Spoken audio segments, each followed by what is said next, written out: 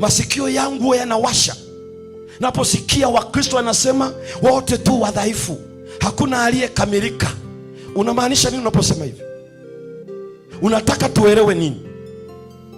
Usiniangalie mimi, wewe sikiliza nachohubiri. Unamaanisha nini? Nisikilize unachokihubiri kinisaidie nini mimi?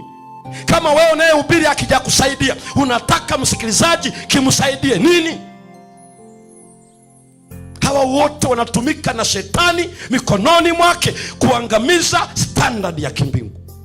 Hawa watu hawafai kupewa mimbari kwa sababu shetani anawatumia. Uwezi ukasimama hapo unasema sisi wote ni wadhaifu. Usiniangalie mimi, wewe sikiliza nachohubiri. Hatuhitaji kusikiliza unachohubiri, tunahitaji kusikiliza kilichobadili maisha yako. Vinginevyo usiimbe nyimbo, usihubiri neno la Bwana.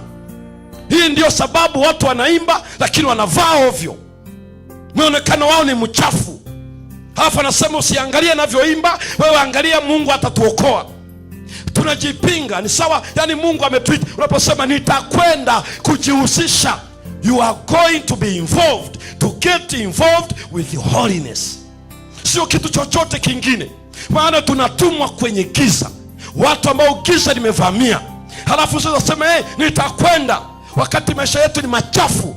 We have nothing, hatuna message yoyote. Ikiwa maisha yetu ni machafu kiasi hicho, tunafanya kazi kama wengine, tunakula kama wengine, tunavaa kama wengine, tunazini kama wengine, tunalewa kama wengine, tunafanya kama wengine. Halafu tunasema Mungu ni mwenye rehema, rehema zake ni nyingi, neema yake inazidi dhambi. Ipi? Warumi sura ya 6. Warumi sura ya 6 mstari wa 1. Hii ndio maana dhambi inatukula ndani ya kanisa, inakula maisha yetu, kwa sababu utakatifu wa Mungu hauletwi tena leo mbele yetu. Soma katika Warumi sura ya 6 mstari wa 1. Tuseme nini basi? Tusemeje basi? Tudumu katika dhambi alafu ili neema izidi kuwa nyingi? Hivi tukae dhambini kwa sababu neema iendelee kuwa nyingi? Anaandikaje Paulo? Paulo akajibuje? Mstari wa 2, hasha, hapana. Sisi tulioifia dhambi, sisi tulioifia dhambi, tutaishije tena katika dhambi? Tunaishije tena katika maisha ya dhambi? God forbid. Hiyo neno inaitwa hiyo neno inaitwa qualified negation. Ni ile ambayo ni ile hapana yenye kiwango cha maadili. Never, not at all. It was, yani Mungu utaona version moja zinasema za Kiingereza God forbid. Yani hilo Mungu amekataza kabisa. Hatuwezi kuishi maisha ya dhambi eti neema imefunuliwa. Haipo neema hiyo. Wale waliofia dhambi hawawezi ishi maisha ya dhambi. Hatuwezi kuishi na tunahubiri dhambi ni mbaya, na tunatenda na tunashika dhambi kila leo. Tutoe rushwa, halafu tuhubiri rushwa ni mbaya. Tunywe pombe, halafu tuseme pombe ni mbaya. Tufanye hiki na kile, halafu tuseme hiki ni kibaya. Hiyo Yesu asema haipo neema hiyo. God forbid. Ni kama anasema koma kama titi la mama yako, koma. Eti nifanye dhambi neema izidi kuwa nyingi. God forbid. Angalia Tito 2 mstari wa 11.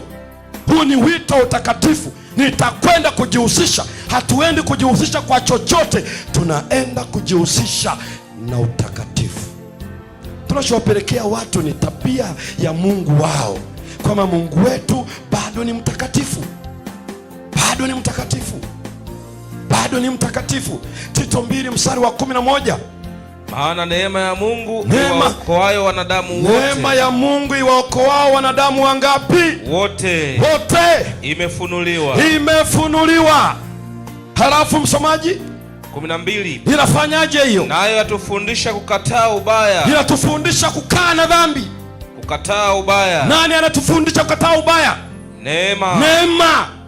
Ndugu zangu sikiliza, neema inatufundisha kukataa maovu.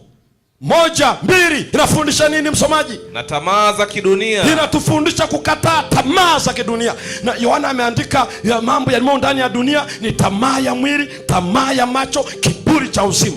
Anasema hayo yote yako duniani na watoto wa Mungu watakimbia hayo. Neema ya Mungu iwaokoao watu wote imefunuliwa, na yenyewe inafundisha kukataa dhambi na tamaa za dunia. Hiyo ndio kazi ya neema. Kazi ya neema hiyo.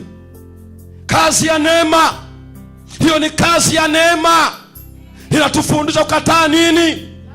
Malizia wa mstari wa 12. Inasemaje hiyo? Tupate kuishi kwa kiasi. Tuishi kwa kiasi na haki. Na haki. Na utauwa. Katika ulimwengu huu wa sasa. Katika ulimwengu huu wa sasa. Sio wa wakati wa Nuhu, wa sasa. Amen. Tuishi watakatifu ulimwengu wakati wa sasa. Lakini mambo gani tunayofanya? Tunaishi kama ulimwengu wenyewe.